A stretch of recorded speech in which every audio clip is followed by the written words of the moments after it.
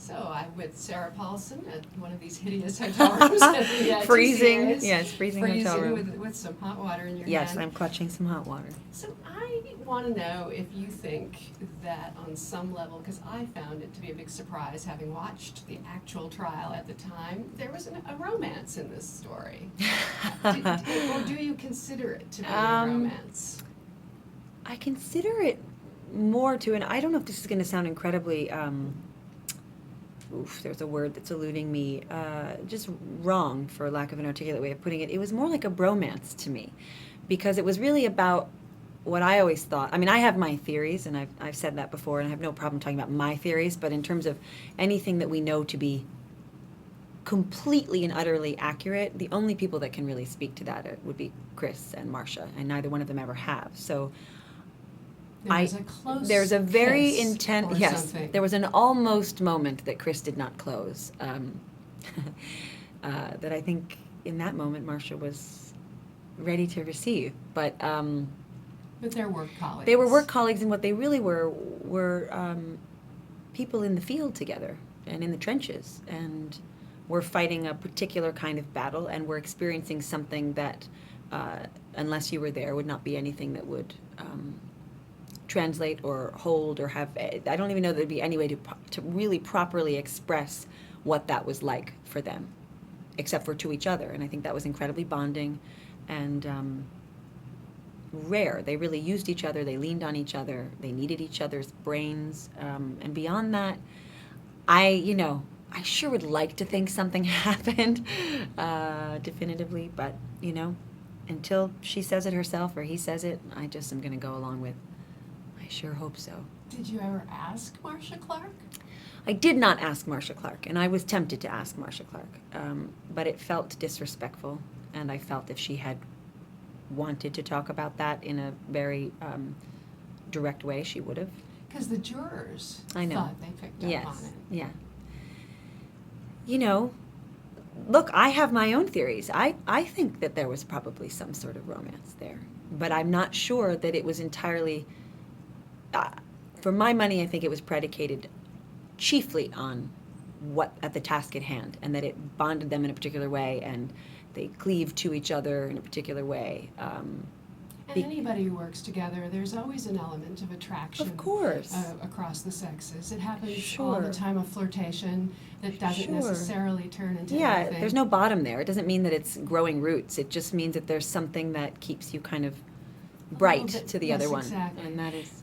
So when I understand they cast Sterling before anyone knew whether there was chemistry between the two of you. That is right. I was in New York. I can't remember what I was doing there, but I couldn't get back to LA.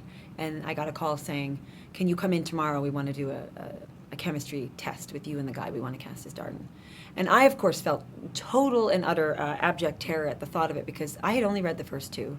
I hadn't really begun in earnest any of my intense research. So I thought the last thing I wanted to do was put myself in a situation of doing a chemistry read where I look really bad because I'm not prepared, and he's obviously been working on the material and reading it and is clearly the choice. There's always that thing when you get offered a part where you really fear walking onto set and having everyone go, oops. Something really wonderful about auditioning for something and earning it, and knowing that when you walk on that set, you were the one that was chosen. You're being hired based on your previous work or your relationship with a creator or showrunner, or their faith or belief in you doesn't always translate into you actually being able to execute it well. So it's always I always like having that feeling of knowing I earned it. And so I thought, God, this person's going to have been working on it and be really, really ready, and I'm going to seem really, really bad. That's not why it didn't happen, but I was very relieved when I got the call saying, you know what, if you can't get on a flight by this time tonight, and it was very, very last minute, and so... But I think we would have had the chemistry that we ended up having. We probably would have had it on that day. Well, I like to think. says it was instantaneous. I think it was instantaneous. I think, what it really was like an actor to actor chemistry that lent itself very, very, very wonderfully to the material, because we both work very much the same way. We're incredibly focused. Not a lot of chatting in between, except for if we're doing something that's a light day or there is something, which there weren't many of those days where there wasn't something enormous at stake. But there were a couple of times where we would just shoot the breeze. But mostly we were both so focused, either our nose in a book or in an iPad watching footage and throwing it underneath the desk right before they called action. And we were both doing that without discussing, hey, what are you doing and why are you doing that? And so I think there was an immediate kinship that we felt just based on the way we approached our work. And I think we both thought, oh, how great, I don't have to explain myself or apologize. I mean, there was a scene in episode 9 where, I think it's 9, it might be 7. I've yet to watch them, so forgive me if I can't tell you exactly what they were, but he gets very, very angry with me in the elevator about Furman. And he screams at me and throws his briefcase down. And I remember on that day that we shot, he did not speak to me for the entire day until that scene was over. And it was because we had such an ease and such a respect and such a love for each other. And by this point, whether it was 7 or 9, we were towards the end of the thing. So a lot had transpired between us, both personally and professionally, doing the thing. And so he couldn't have his normal light self with me. He couldn't, he was very, very angry. Chris was very, very angry at Marcia, and he needed to not let anything permeate that for him. He needed it to stay strong. And the minute he was done with that scene, he said, I was just, and I said, I know.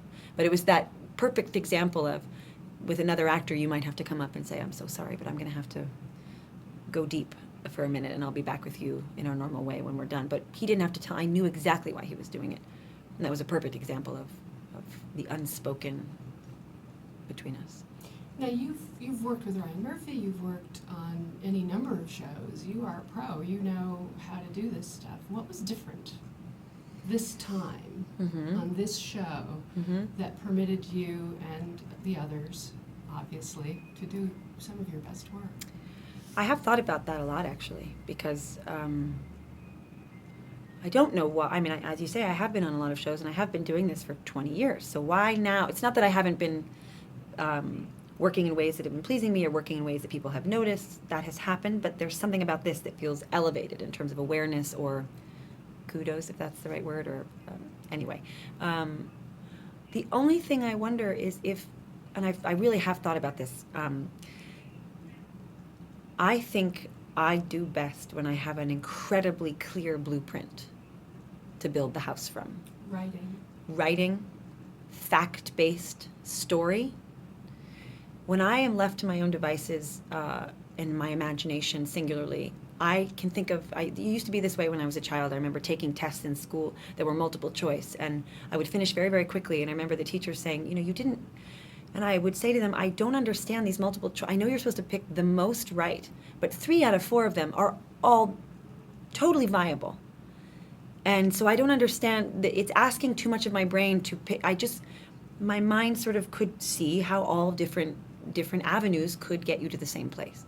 And sometimes in my work, when I'm creating something out of whole cloth or with the script, but it's all invented, story and character, I end up having too many things to choose from, and sometimes I get unsure as to which one to commit to.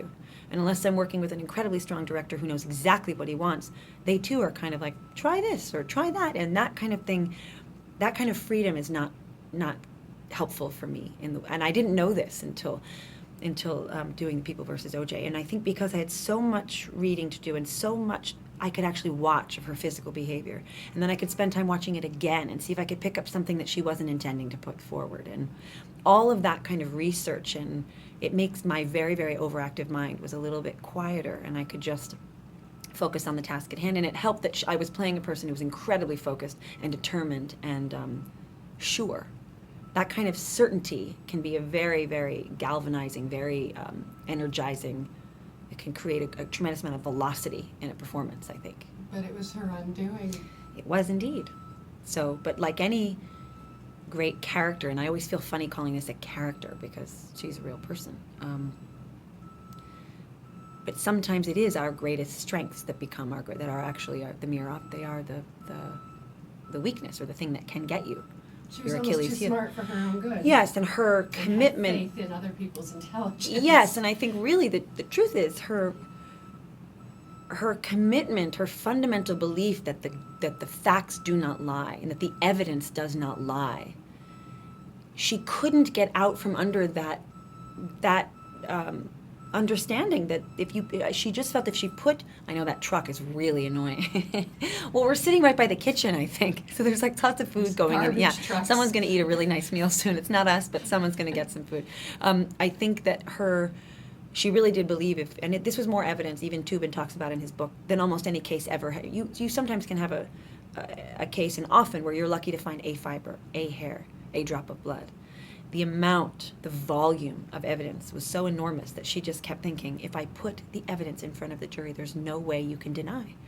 There's just no way. And so she wasn't able to let that part go, whereas the defense was able to bring in a whole circus tricks that were very useful. But this series was also defined perhaps by a different movie level standard of writing and directing, and I wondered what it was like too to work with these directors and how different they were. It was really great because there were really 4 of them, and Singleton was the only one who did a single one. A good one. A good one, and there was something very, very comforting about knowing that there were just a few of them, and so they were all on board telling the sort of the same story. There was the same style. Sometimes you do episodic television and you have a director coming in wanting to put their stamp on something that already exists in a particular way, and it's very confusing, and if you've been doing the show for a long time, you end up feeling like, that's just not what we do here, but it's hard. So it was very, and Anthony Hemingway actually was one of my first TV series was called American Gothic, and he was the second AD.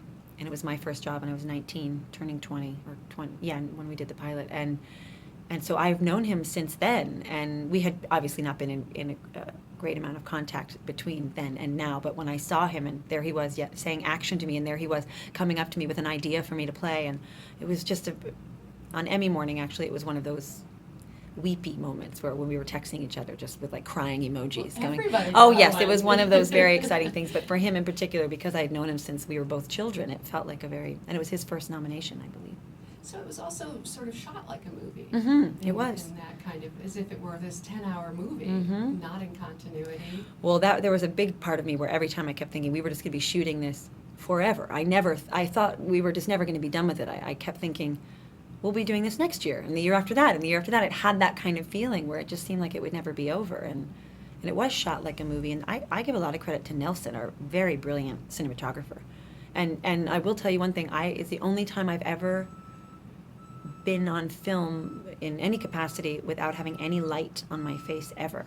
The entire thing was shot with source lighting. So like, when we were in the courtroom, all you had above us was the grid of lights, the fluorescent lights that were and Nelson within the courtroom, the lighting was built to, serve what he had planned for the show. But I never had a bounce card in my face, I never had a light in my face, I never had, not once, except for the moment when Sterling almost kisses, when Chris almost kisses Marcia, and Nelson's like, let's give her a tiny highlight. Just a tiny highlight. And I was like, gee, thanks, we're like episode 7? And as a woman over 40, playing a woman, it's a scary thing to think about, not having any help, any movie magic to sort of soften things. Poor Marcia. Yeah, she sure didn't. So I embraced it, believe me. I did go out on national television wearing that wig and with those under eye circles painted under my eyes and all of that. Well, it strikes me that the Marcia episode especially reveals what so many, I must imagine you identified with her to a great degree because she was so exposed. And it's something that actors have to deal with. Yeah, and I don't think I'd ever been, I'm not one of those actors who's ever been labeled one of anything in terms of like a sex symbol, the girl next door, this. I've never sort of had to walk around with that kind of label attached to me. So it wasn't, I've never had to sort of come up against that in such a way that if I tried to do something else, people were going, you can't do that, you're this. And, so I've been lucky that way. But I've talked about this before. Almost every TV show I've ever done where I played a leading lady, they wanted me to have long blonde hair. And I may have auditioned as a brunette and gotten the job on the strength of whatever it was that they decided they wanted for the character. But in terms of how I looked, I had to change it, And that's a sort of disquieting thing to think about, You sort of go, gosh, I guess the way I was naturally came into the world is not attractive enough, is not appealing enough, alluring enough, something enough, I mean, Marcia did tell me a story about walking out of the courtroom on any given day where reporters court people who were covering the case would just run after her with lipstick and concealer and just say, please, it would just for you, it'd be for your benefit. It's, Wow. and she just would always say, get out of here, and which, if you really think about it, is kind of Unusual. unusual attitude to have about it. More like